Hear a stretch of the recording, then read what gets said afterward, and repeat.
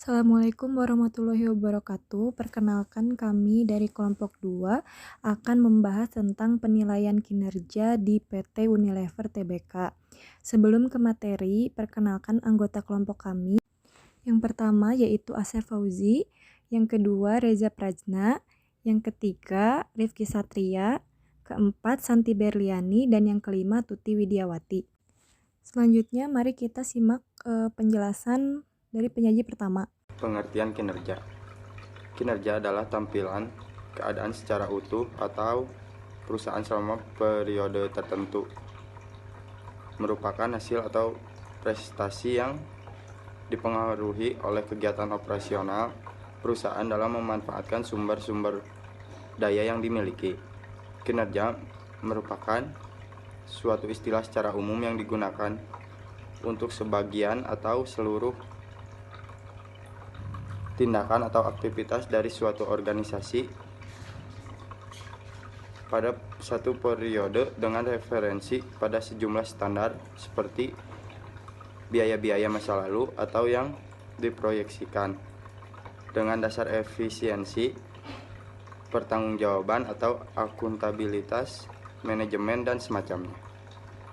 Sedangkan menurut Mulyadi adalah penentuan secara periodik efektivitas operasional organisasi.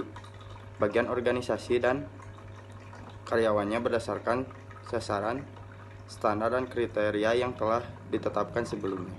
Selanjutnya, pengertian penilaian kinerja. Penilaian kinerja adalah sistem formal yang digunakan untuk mengevaluasi kerja karyawan agar sesuai dengan standar kerja yang telah ditetapkan. Evaluasi kinerja karyawan harus dilakukan secara terbuka, jujur, dan objektif. Saya akan melanjutkan penjelasan dari rekan saya. Menurut Mejia dan kawan-kawan mengungkapkan bahwa penilaian kinerja merupakan suatu proses yang terdiri dari 1. Identifikasi faktor kinerja yang berpengaruh terhadap kesuksesan suatu organisasi. 2. Pengukuran inti dari proses sistem penilaian kinerja. 3. Manajemen. Proses ini merupakan tindak lanjut dari hasil penilaian kinerja. Tujuan penilaian kinerja. Tujuan penilaian kinerja adalah untuk menjamin pencapaian sasaran dan tujuan perusahaan dan juga untuk mengetahui posisi perusahaan dan tingkat pencapaian sasaran perusahaan. Terutama untuk mengetahui bila terjadi keterlambatan atau penyimpangan supaya segera diperbaiki sehingga sasaran atau tujuan tercapai. Jenis-jenis penilaian kinerja. Yang pertama, penilaian kinerja yang hanya oleh atasan, yaitu cepat dan langsung dapat mengarah ke distorsi karena pertimbangan pribadi. Yang kedua, penilaian oleh kelompok lini. Atasan dan atasannya lagi bersama-sama membahas kinerja dari bawahannya yang dinilai yaitu objektivitas lebih akurat dibandingkan kalau hanya oleh atasan sendiri, dan individu yang dinilai tinggi dapat mendominasi penilaian. Yang ketiga, penilaian oleh kelompok staf. Atasan meminta satu atau lebih individu untuk bermusyawarah dengannya. Atasan langsung yang membuat keputusan akhir. Yang keempat, penilaian melalui keputusan komite.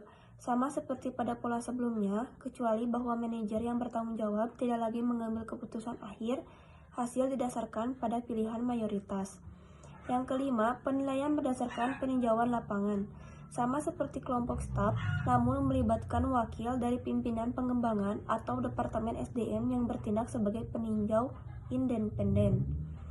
Dan yang keenam, penilaian yang dilakukan oleh bawahan dan dari sejawat. Kegunaan penilaian kinerja.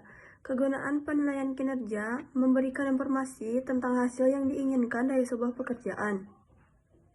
Bisa mencegah terdapatnya miskomunikasi berkaitan dengan kualitas kerja yang diinginkan. Menciptakan peningkatan produktivitas karyawan sebab ada feedback atau umpan balik untuk karyawan yang berprestasi.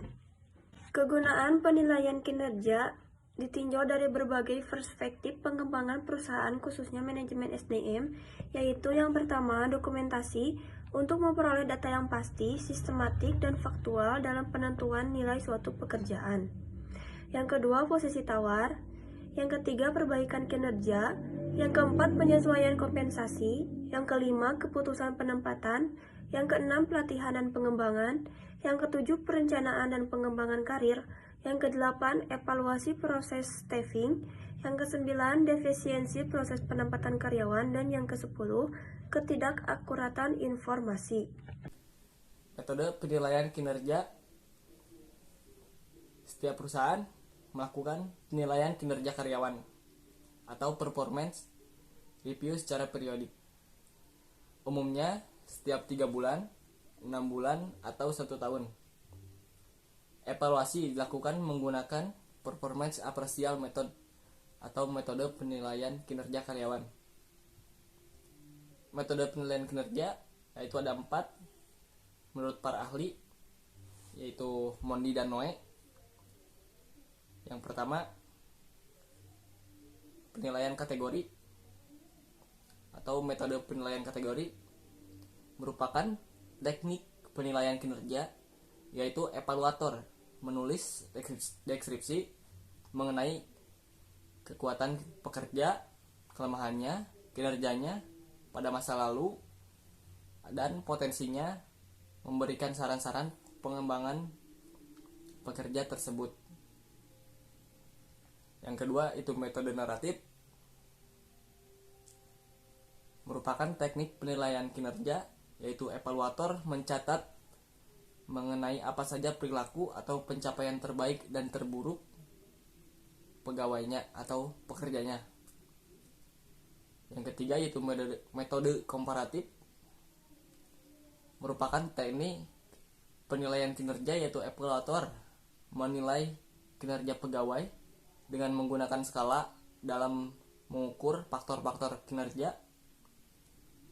Misalnya dalam mengukur tingkat inisiatif dan tanggung jawab pegawai, skala yang digunakan adalah 1-5, yaitu 1 adalah terburuk dan 5 adalah yang terbaik atau sangat baik. Yang keempat, metode perilaku atau tujuan, merupakan teknik penilaian kinerja, yaitu evaluator menilai pegawai berdasarkan beberapa jenis perilaku kerja yang mencerminkan dimensi kinerja dan membuat skalanya atau indikator. Misalnya adalah penilaian pelayanan pelanggan. Bila pegawai bagian pelanggan tidak menerima suap dari pelanggan, ia diberi skala 4, yang berarti kinerja lumayan atau baik. Saya akan melanjutkan materi selanjutnya, yaitu masalah-masalah dalam penilaian kinerja. Yang pertama yaitu kurangnya objektivitas. Salah satu kelemahan metode penilaian kinerja tradisional adalah kurangnya objektivitas. Dalam metode rating scale, misalnya faktor-faktor yang lazim digunakan seperti sikap, loyalitas, dan kepribadian adalah faktor-faktor yang sulit diukur. Penggunaan faktor-faktor yang terkait dengan pekerjaan atau job relation factors dapat meningkatkan objektivitas. Yang kedua yaitu bias halo error. Bias di sini yang saya dapat artinya yaitu bias prasangka yang mendukung atau menentang suatu hal, orang, atau kelompok.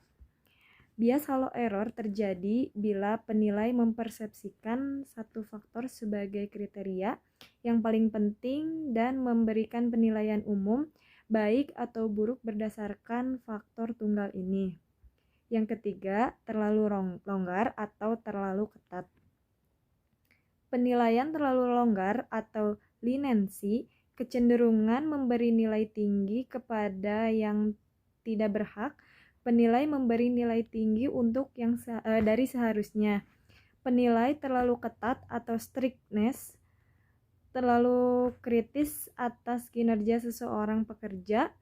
Terlalu ketat dalam memberikan nilai. Maksudnya gitu. Penilaian yang terlalu ketat biasanya terjadi pada manajer tidak mempunyai definisi atau batasan yang akurat tentang berbagai faktor penilaian. Yang keempat yaitu kecenderungan memberikan nilai tengah. Kecenderungan memberi nilai tengah atau central tendency terjadi bila pekerja diberi nilai rata-rata secara tidak tepat atau di tengah-tengah. Skala penilaian biasanya penilai memberi nilai tengah karena ingin menghindari kontroversi atau kritik. Yang kelima, bias perilaku terbaru.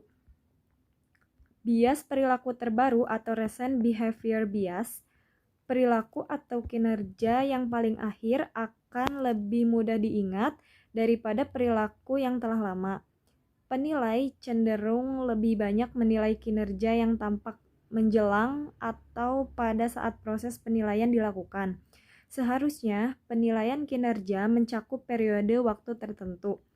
Yang keenam yaitu bias pribadi atau stereotip.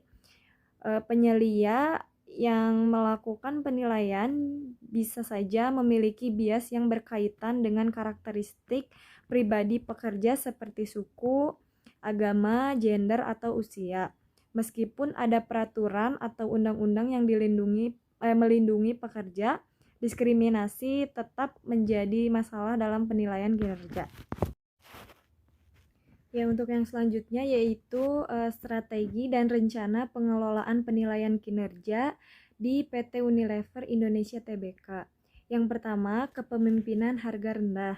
Dengan menjaga harga yang rendah dan rak-rak diisi dengan baik menggunakan sistem pengisian kembali, persediaan yang melegenda. Walmart menjadi pemimpin bisnis eceran di Amerika Serikat. Sistem milik Walmart mengirimkan pesanan atas barang dagang baru secara langsung kepada pemasok ketika pelanggan membayar pembelian mereka pada kasir. Terminal titik penjualan mencatat kode barang setiap barang yang melewati kasir dan mengirimkan transaksi pembelian langsung kepada komputer pusat Walmart. Komputer mengumpulkan pesanan dari semua toko Walmart dan mengirimkannya ke pemasok. Pemasok juga dapat mengakses data penjualan dan persediaan Walmart menggunakan teknologi web. Sistem ini mampu membuat Walmart mempertahankan biaya rendah sembari menyesuaikan persediaannya untuk memenuhi permintaan pelanggan. Yang kedua yaitu diferensiasi produk. Produk Unilever terus memperkenalkan kemasan-kemasan yang terbaru, tetapi Unilever tetap mempertahankan kualitas produknya. Baik itu kemasan yang botol kaca, sachet, botol kecil, dan masih banyak lagi kemasannya. Untuk yang ketiga yaitu berfokus pada peluang pasar. Produk Unilever menggunakan sistem informasi pelanggan yang beda dengan yang lain. Produk masuk ke dalam pasar dengan cara mempromosikan barang-barangnya dengan cara terjun langsung ke masyarakat dengan bukti-bukti kualitas secara real. Misalnya dengan diadakannya perlombaan-perlombaan kepada masyarakat, perbandingan antara produk Unilever dengan produk-produk pesaing lainnya. Yang keempat, menguatkan keakraban pelanggan pemasok. Menggunakan sistem informasi untuk memfasilitasi akses langsung dari pemasok terhadap jadwal produksi. Dan bahkan mengizinkan pemasok untuk memutuskan bagaimana dan kapan mengirim pasokan kepada pemasok. Selain itu, Unilever juga melakukan tanya jawab kepada para konsumen dan membuat suara konsumen tempat para konsumen mengeluh. Program yang dilakukan PT Unilever Indonesia Tbk adalah yang pertama, kampanye mencuci tangan dengan sabun. Produk yang dikeluarkan oleh Unilever yaitu Lifebuoy. Yang kedua, program edukasi kesehatan gigi dan mulut, produknya yaitu Pepsodent. Yang ketiga, program pelestarian makanan tradisional, produknya yaitu Bango. Yang keempat, program memerangi kelaparan dan membantu anak Indonesia yang kurang gizi, produknya yaitu Blue Band. Selanjutnya yaitu strategi pemasaran PT Unilever Indonesia. Dalam PT Unilever Indonesia, promosi yang dilakukan paling banyak melalui media elektronik. Namun, dalam kehidupan sehari-hari, promosi yang dilakukan PT Unilever Indonesia Tbk tidak hanya lewat media elektronik, tetapi banyak juga melalui media cetak.